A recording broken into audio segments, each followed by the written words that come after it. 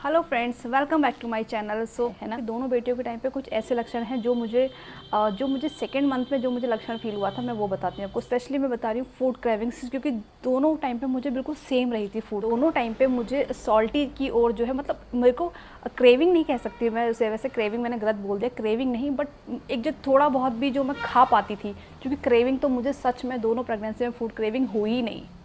तो मैं ये तो क्रेविंग, मेरे को पता ही नहीं कि फूड क्रेविंग्स कैसी होती हैं। लोग कहते हैं ये मन किया वो मन किया, मुझे ऐसा कुछ भी नहीं हुआ।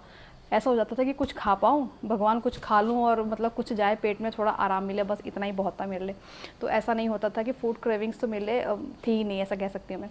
बस ये काम चलाओ, तो मैं जितना मैं खाती थी मैं सॉल्टी चीज़ों पे ही डिपेंडेंट थी। ठीक है, मीठे की ओर तो मेरे को ऐसा था कि लास्ट के मंथ में ठीक है मिल गया तो मिल गया, अदरवाइज़ ऐसा नहीं था कि मैं ऐसा बोलूँ कि हाँ मुझे मीठा ला दो मैं मीठा खाऊंगी, तो ऐसा कहीं से कहीं तक कुछ नहीं था।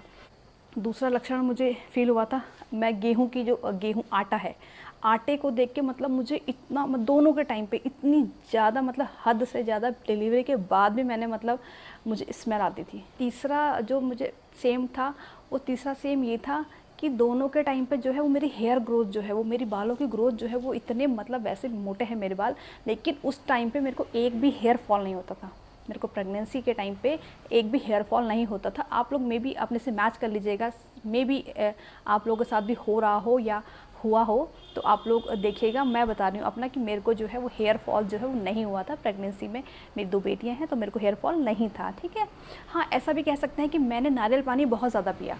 मैं फर्स्ट प्रेगनेंसी में भी नारियल पानी अच्छा खासा लेती थी, और सेकंड में भी मैंने नारियल पानी अच्छा खासा लिया है, नो डाउट। तो मैं इस चीज़ को भी मेंशन कर देती हूँ, मे बी ड्यू टू नारियल पानी मुझे मेरे हेयर अच्छे रहे हों, बट अभी कुछ भी हो सकता है रीज़न। तो मेरे को ये सिम्टम्स था तो मैंने शेयर किया। ठीक, तो फोर्थ में ये था कि मेरे को जो लोअर एब्डोमिनल पेन रहता था, लोअर एब्डोमिनल एक चुभन सी मुझे रहती थी, चुभन टाइप की बनी रहती थी मुझे। हाँ, फर्स्ट प्रेगनेंसी में वो चुभन की वजह से जो है मुझे ब्लीडिंग चालू हो गई थी, इस टाइप से हुआ था। ठीक है, सेकंड में मुझे ब्लीडिंग तो नहीं हुई थी, बट मुझे जो वाइट, एक तरह का वाइट पानी जैसा ट्रांसपेरेंट डिस्चार्ज कह सकते हैं, पानी की तरह ट्रांसपेरेंट डिस्चार्ज, जो मुझे फर्स्ट टू टिल डिलीवरी, ठीक है, फर्स्ट मतलब जो जैसे कंसीव हुआ तब से वो शुरू हुआ और डिलीवरी होने तक वो मुझे होता रहा। कैसा ट्रांसपेरेंट टाइप का डिस्चार्ज, एक पानी के जैसा मुझे कंटिन्यू बना रहा। और मैं एक चीज़ और बताऊं कि आप लोग जो लोग हम मतलब, क्योंकि मेरे को सेकंड प्रेगनेंसी थी, तो थोड़ा सा सेकंड में क्या रहता है, सेकंड प्रेगनेंसी में ऐसा रहता है कि हमें डर कम रहता है, कॉन्फिडेंस ज़्यादा आता है, क्योंकि हम एक्सपीरियंस हो चुके होते हैं फर्स्ट प्रेगनेंसी की वजह से। तो सेकंड में थोड़ा डर कम था, तो इस वजह से मैं बार बार डॉक्टर के पास नहीं भागती थी। अदरवाइज़ अगर फर्स्ट प्रेगनेंसी होती और इस तरह का डिस्चार्ज बना रहता कंटिन्यू 9 महीने तक, तो फिर तो 10 जगह भाग जाना था टेंशन के मारे कि ये क्या, डॉक्टर प्लीज़ देखो देखो देखो। बट इस बार ऐसा था कि ऐसा नहीं था कि मैंने पैड्स वगैरह यूज़ किए, बट ये है कि हाँ ठीक है, पैंटी मुझे चेंज करनी पड़ जाती थी, 2-3 बार मैं चेंज कर लेती थी, लेकिन बहुत ज़्यादा नहीं होता था, लेकिन होता था। जब मैं बैठती थी प्रेशर बनता था, पेट मतलब पेट का जो वेट, जब जैसे जैसे जो है पेट का वेट बढ़ने लगा, तो वो थोड़ा थोड़ा उसकी जो क्वांटिटी थी वो बढ़ने लगी थी डिस्चार्ज की। लेकिन उसकी वजह से कभी भी मुझे कोई ऐसे ईचिंग, इरिटेशन, इन्फेक्शन इस टाइप से कोई स्मेल वगैरह नहीं रहती थी। मेन दिक्कत रहती कि अगर आपके जो भी डिस्चार्ज है उसमें स्मेल आ रही है, तो ये एक तरह का जो खतरे का संकेत है, ऐसा कह सकते हैं। तो तुरंत से डॉक्टर को कंसल्ट करना पड़ता है, या कुछ ब्लीडिंग वगैरह इस टाइप से आए तो तुरंत से करना पड़ता है। ठीक है, तो उसमें कुछ इन्फेक्शन नहीं था, कुछ मतलब ईचिंग, इरिटेशन नहीं थी उस, मेरे को जो डिस्चार्ज था, सेकेंड की बात कर रही हूँ, दूसरी बेटी की। फर्स्ट में नहीं था, फर्स्ट में शुरू में मुझे खाली स्पॉटिंग हुई थी और उसके बाद बंद हो गई थी, बट सेकंड में पूरे टाइम मुझे जो है ये डिस्चार्ज जैसा चलता रहा। ठीक है, बट उसकी वजह से कोई ऐसी प्रॉब्लम नहीं हुई थी। कुछ इरिटेशन टाइप का, मतलब मुझे अनकंफर्ट तो होता ही है, कुछ लिक्विड अगर आपसे फ्लो होगा तो, बट उसकी वजह से कोई प्रॉब्लम नहीं हुई थी। तो अगर आप लोगों के साथ भी ऐसा हो रहा है तो टेंशन लेने की ज़रूरत नहीं है।